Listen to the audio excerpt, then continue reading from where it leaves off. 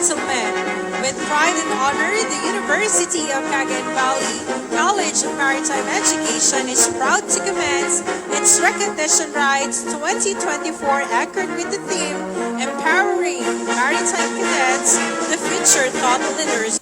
Let us all welcome the candidates for Apprenticeship Batch 2024 with their proud parents. Yan, magmarcha na kami ng anak ko. Force na magmarcha. Hindi ko alam na bakit pala ko.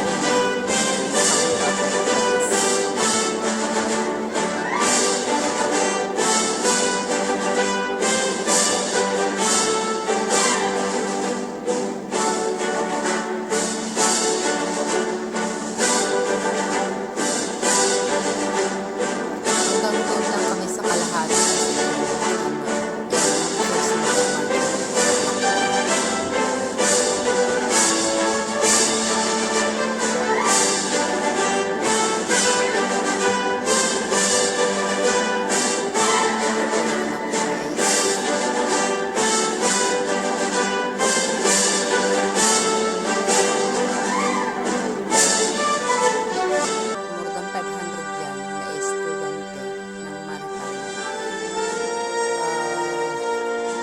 Transportation.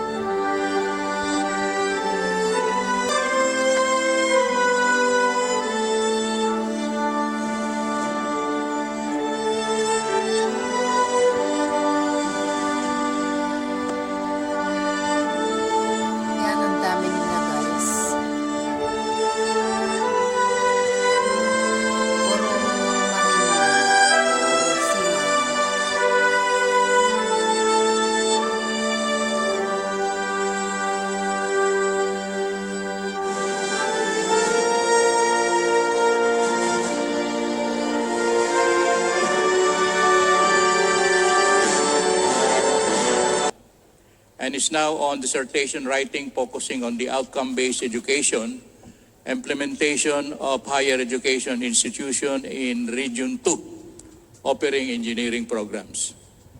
He holds a Master of Engineering with a major in Electronics Engineering from the University of St. Louis Tuguegarao City, Cagayan, and earned his Bachelor of Science in Electronics and Communication Engineering from the same university.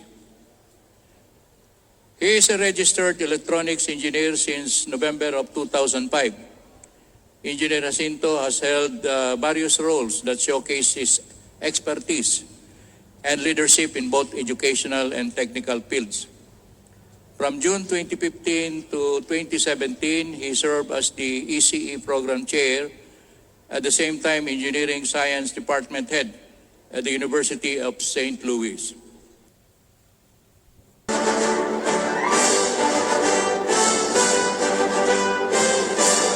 Now be seated.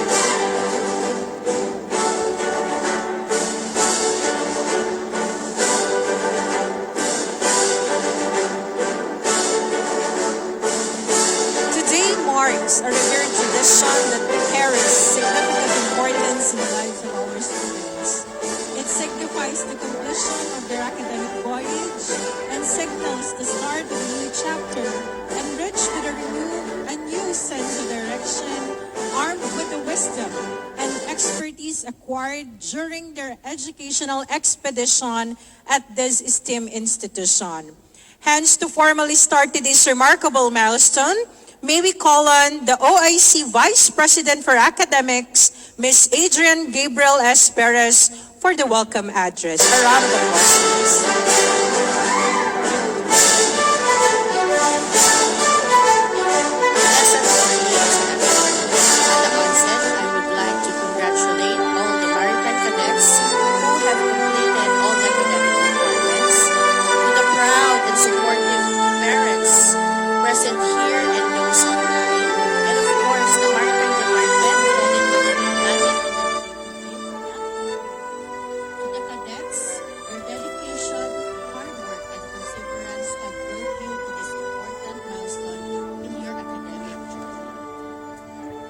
as you prepare to step into the next phase of your career, remember to stay focused, continue to strive for excellence, Use experiences that you may use in your actual ship.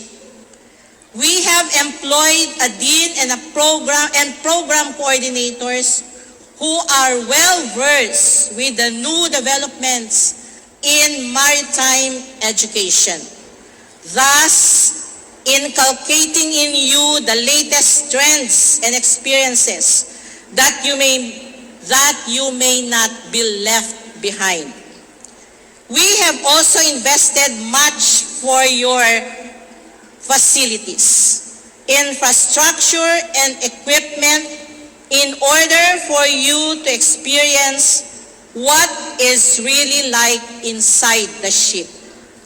You had your classes at our mock ship Mario while having hands-on experiences with our various maritime equipment.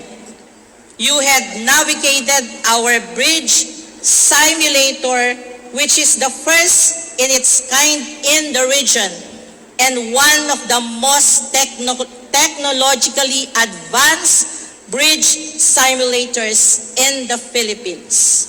Domingo to be received by Engineer Joven Jacinto in appreciation of his continuous support and guidance to the cadets of the department and this university from the beginning of his service and providing us an effective guest speaker that will be a part of the glorious culmination of patience, hard work, and perseverance of the cadets of this university.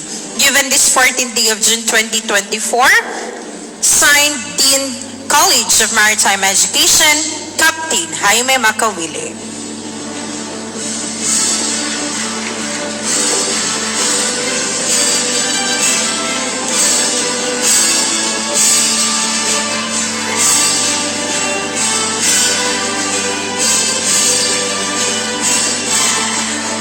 We now come to the moment to welcome the candidates with their proud parents on stage to receive their certificate of recognition. May we therefore call on Second Officer Sergio Turingan for the presentation of candidates under the program Bachelor of Science in Marine Transportation. Also request the Dean, Captain Jaime Macawile, together with the OIC Vice President for Academics, Ms. Adrian Gabriel Perez, for the awarding of the certificates. Yan po mag-umpisa na pagtanggap ng certificates ng kami po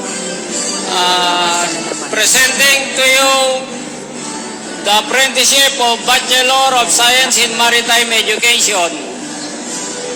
Abad Cyrus John Ariola Malig Isabela.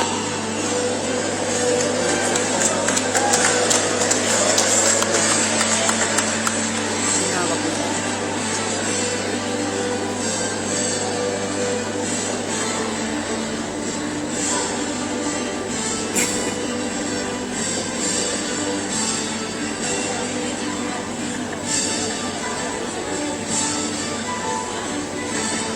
Barra Jericho Baligon, Tuaw, Cagayan.